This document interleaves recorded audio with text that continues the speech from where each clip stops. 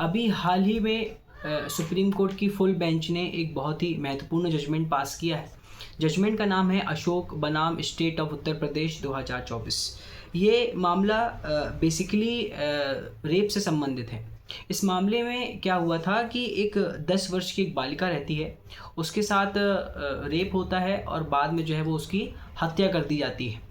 जिस समय ये घटना होती है उस समय उसके साथ एक बाल साक्षी रहता है, केवल वही एक प्रत्यक्षदर्शी साक्षी रहता है और वहाँ पर कोई मौजूद नहीं रहता। तत्पश्चात जब ये मामला विचारण न्यायालय के पास जाता है तो विचारण न्यायालय इस मामले में अभियुक्त व्यक्ति को जो है वो मृत्यु दंड की सज़ा देते हैं। फिर जब वो मामला उच्च न्यायालय में जाता है तो माननीय उच्चतम उच्च न्यायालय उस मृत्यु दंड को जो है वो आजीवन कारावास में बदल देते हैं। फिर अपीलार्थी के द्वारा, अभियुक्त व्यक्ति के द्वारा इस मामले को सुप्रीम कोर्ट में जो है वो चैलेंज किया जाता है। जब ये मामला सुप्रीम कोर्ट में जाता है तो सुप्रीम कोर्ट इस मामले में अभियुक्त की आजीवन कारावास को जो है वो दोष मुक्ति में बदल देते हैं। सुप्रीम कोर्ट ने इस मामले में ये डिसाइड किया कि जब उस अभियुक्त के साथ, जब अभियुक्त के ऊपर जो है वो ये कार्रवाई चल रही थी, तब उसके पास जो है वो कोई भी ऐसी विधिक सहायता उसको उपलब्ध नहीं हुई। वो आर्थिक रूप से इतना सक्षम नहीं था और उसके पास इतना आर्थिक रूप से वो इतना वो कैपेबल नहीं था कि वो अपना पक्ष जो है वो न्यायालय के सामने रख सके।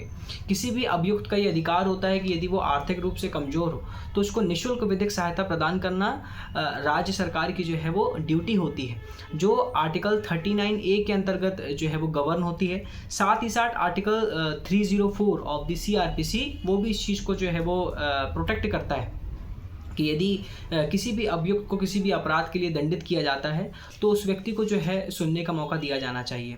इस मामले में ऐसा कुछ भी नहीं हुआ। जब अभियुक्त के ऊपर आरोप लगाए जा रहे थे, जब उसके एविडेंस रिकॉर्ड किए जा रहे थे, तब उसके पक्ष में कोई भी अधिवक्ता जो था वो उस समय उपस्थित नहीं था। इस मामले में सुप्रीम कोर्ट ने अभियुक्त को दोष मुक्त किया।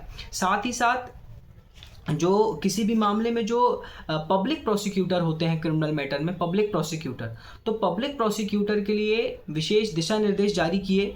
साथ ही साथ जो निःशुल्क विधिक सहायता उपलब्ध कराने का स्टेट गवर्नमेंट की जो ड्यूटी है उसके संबंध में भी सुप्रीम कोर्ट ने जो है वो महत्वपूर्ण बिंदुओं पर चर्चा किया। सुप्रीम कोर्ट ने इस मामले में स्पष्ट किया कि यह सुनिश्चित करना न्यायालय का कर्तव्य है कि किसी अभियुक्त को जो है वो समुचित विधिक सहायता उपलब्ध कराई जाए। साथ ही साथ निःशुल्क विधिक सहायता प्राप्त करना जो है वो किसी भी अभियुक्त व्यक्ति का मौलिक अधिकार है। जब तक उसको अपना पक्ष रखने का जो है वो मौका नहीं दिया जाता तब तक हम उसको दंडित नहीं कर सकते। ये लोक अभियोजक का कर्तव्य है कि जब भी उस किसी व्यक्ति का मामला जो है वो न्यायालय के सामने चले तो न्यायालय के सामने उसका मामला जो है वो निष्पक्ष रूप से जो है वो सुना जाना चाहिए। साथ ही साथ जब उसका आरोप विरचित किया जा रहा है या जब उसकी मुख्य परीक्षा हो रही है उस समय भी निःशुल्क विधिक सहायक जो है वो उसको जो है वो प्रोवाइड करवाना चाहिए। साथ ही साथ न्यायालय ने इस मामले में ये भी स्पष्ट किया कि पब्लिक प्रोसिक्यूटर का ये कर्तव्य है कि जब कभी भी CRPC की धारा 313 के अंतर्गत मुलजिम बयान लिए जाते हैं तो उसको अभियुक्त का बयान दर्ज कराने में न्यायालय का जो विचारण न्यायालय है उसकी सहायता करना जो है वो उस पब्लिक प्रोसिक्यूटर की ड्यूटी है। साथ ही साथ प्रत्येक अभियुक्त विधिक सहायता प्राप्त करने का हकदार है। जहाँ तक कि जमानत याचिका यदि वो कोई अभियुक्त व्यक्ति प्रस्तुत करना चाहता है और वो अपनी बेल प्रस्तुत करने में भी जो है वो सक्षम नहीं है तो उस कंडीशन में भी उसको जो है वो निःशुल्क विधिक सहायता प्रदान किया जाना चाहिए। साथ ही साथ इस मामले में जजमेंट देते हुए सुप्रीम कोर्ट ने कुछ अपने पुराने मामले का हवाला दिया, जैसे अनोखी लाल बनाम स्टेट ऑफ मध्य प्रदेश 2019। इस मामले की हवाला देते हुए सुप्रीम कोर्ट ने ये कहा, यदि किसी व्यक्ति ने कोई ऐसा अपराध किया है जो आजीवन कारावास या मृत्यु दंड की संभावना से दंडनीय यदि कोई अपराध है तो ऐसे कंडीशन में जो विधिक सहायता प्रदान की जा रही है तो उसमें ऐसा अधिवक्ता होना चाहिए जिसके पास कम से कम 10 साल की प्रैक्टिस का अनुभव हो।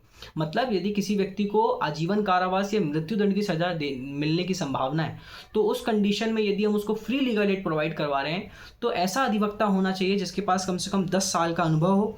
साथ ही साथ यदि और गंभीर प्रकृति का अपराध है तो उसको जो है वो वरिष्ठ अधिवक्ता जो है वो उसके पक्ष में नियुक्त किया जाना चाहिए। किसी भी अभियुक्त को दंडित करने से पहले आर्टिकल 21 के अंतर्गत निष्पक्ष विचारण किया जाना जरूरी है। इस मामले में सुप्रीम कोर्ट के द्वारा उस अभियुक्त को दोष मुक्त केवल इसलिए किया गया क्योंकि जब न्यायालय के सामने उसका विचारण चल रहा था तो अपराध सिद्ध होने के पहले ही उसने 13 साल की सज़ा जो है वो जेल में काट चुका था।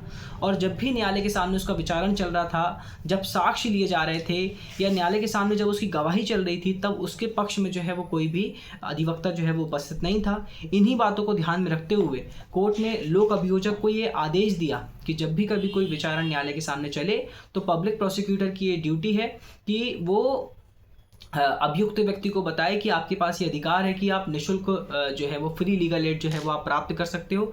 न्यायालय का कर्तव्य है कि न्यायालय भी उस व्यक्ति को इस बात से जो है वो इंगित कराए। साथ ही साथ जो प्रत्यक्षदर्शी एक साक्षी था वो बालक था और उसके साक्ष्य पर जो है वो उतना भरोसा नहीं किया जा सकता। इस मामले में न्यायालय ने उसके साक्ष्य पर तो भरोसा नहीं किया, इसलिए सुप्रीम कोर्ट ने इस मामले में उस अभियुक्त व्यक्ति को जो है उसके आजीवन कारावास को जो है वो दोष मुक्ति में बदल दिया। जजमेंट का नाम है अशोक बनाम स्टेट ऑफ उत्तर प्रदेश 2024।